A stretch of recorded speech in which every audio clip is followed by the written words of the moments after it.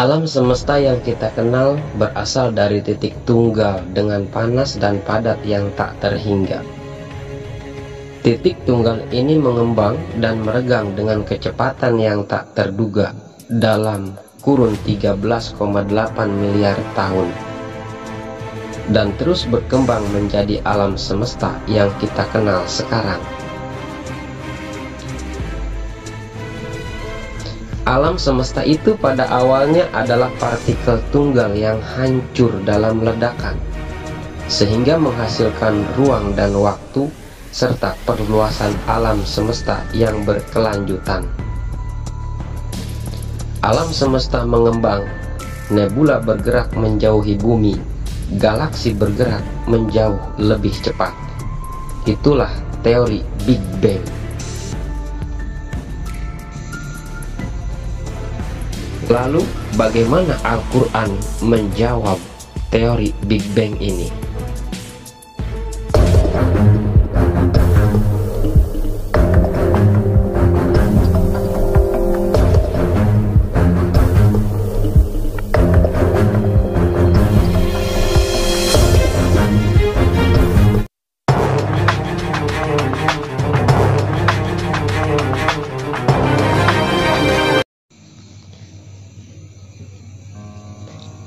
Assalamualaikum warahmatullahi ta'ala wabarakatuh. Bicara tentang ilmu pengetahuan, Al-Quran memiliki materi yang sangat banyak mengenai hal-hal tersebut, mulai dari pengetahuan yang masuk akal hingga yang di luar nalar manusia. Kitab suci Al-Quran ini memuat begitu banyak keajaiban alam semesta dan kebenaran ilmiah, yang diantaranya baru terungkap di zaman yang sudah modern ini.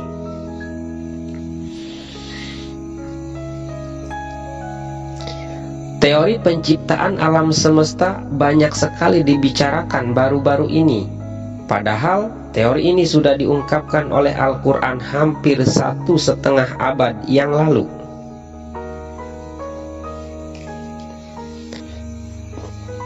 Tentang teori Big Bang. Teori Big Bang adalah teori penciptaan alam semesta yang paling terkenal dan masuk akal. Teori ini dikembangkan oleh Edwin Hubble pada tahun 1929. Mereka mengungkapkan bahwa alam semesta ini berasal dari kondisi yang super padat dan sangat panas, yang kemudian meledak dan mengembang menjadi banyak material yang tersebar di penjuru alam semesta.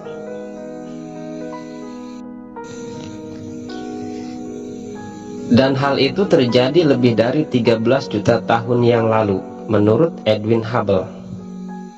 Sedangkan menurut Al-Quran, mari kita sejenak tengok Al-Quran surat Hud ayat 7, yang artinya, dan Allah subhanahu wa ta'ala yang menciptakan langit dan bumi dalam waktu 6 hari. Namun Al-Quran tidak bisa diinterpretasikan secara tekstual. Maka 6 hari di sini bukan 6 hari dalam hitungan Senin sampai dengan hari Jumat, karena pada saat itu belum adanya matahari yang mengelilingi bumi. Maka 6 hari di sini adalah 6 tahapan penciptaan alam semesta. Dan hal tersebut sebagaimana dijelaskan dalam Al-Quran surat An-Naziat ayat 27 sampai dengan ayat 33. A'udzu billahi minasy syaithanir rajim. Bismillahirrahmanirrahim. A'antum ashaddu khalqan amis samaa'u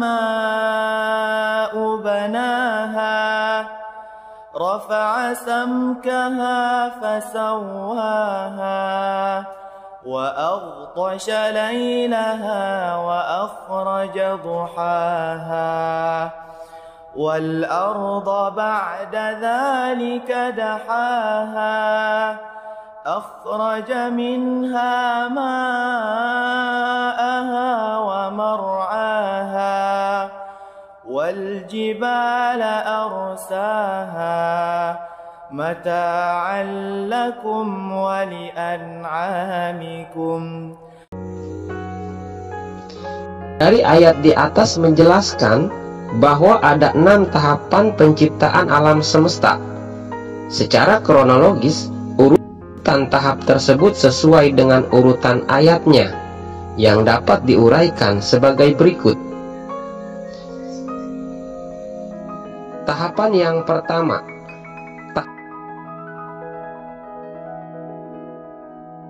tahapan penciptaan langit. Jika kita kembali ke masa lalu, maka kita akan melihat alam semesta ini berupa titik-titik yang padat dan sangat panas, lalu kemudian meledak dan menyebarkan materi kemana-mana. Tahapan yang kedua, tahapan pengembangan dan penyempurnaan. Alam semesta yang mengembang sehingga benda-benda langit saling menjauh dan langit sendiri semakin meninggi. Dan alam semesta tidak serta-merta terbentuk, akan tetapi terus berlangsung pembentukannya. Misalnya, bintang-bintang itu pun masih ada yang muncul dan ada yang mati. Tahapan yang ketiga, tahapan penciptaan tata surya. Allah Subhanahu wa Ta'ala menjadikan malam yang gelap gulita dan siang yang terang benderang.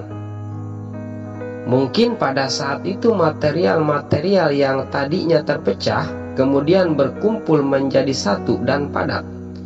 Lalu jadilah matahari dan juga planet-planet yang juga termasuk planet bumi. Matahari pun mengelilingi bumi sehingga terciptalah siang dan malam. Tahapan yang keempat, tahapan dibuatnya daratan di bumi. Pada saat awal pembuatan bumi, bumi itu masih berupa debu-debu tipis. Lalu kemudian debu-debu itu berkumpul sehingga jadilah bumi. Tanah dibuat dataran rendah dan juga hamparan luas yang tak terhingga. Tahapan yang kelima, tahapan munculnya air di bumi. Dari mana datangnya air? Air itu diperkirakan berasal dari komet-komet yang menabrak bumi pada saat atmosfer bumi masih tipis.